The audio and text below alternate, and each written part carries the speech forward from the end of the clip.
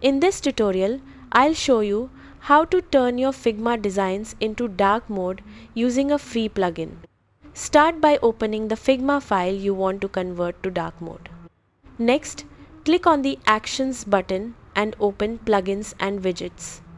In the search bar, type Dark Mode Magic and select the plugin from the results.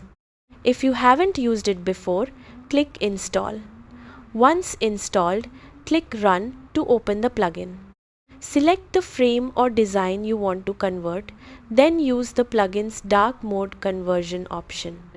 The plugin will automatically adjust your colors, backgrounds, text, and UI elements to create a dark mode version of your design. Review the converted design and make any small adjustments if needed to improve contrast or match your brand colors. You can also keep both light and dark versions side by side for comparison. And that's it! You've successfully converted your Figma design into dark mode using a free plugin. Thanks for watching, and I'll see you in the next tutorial.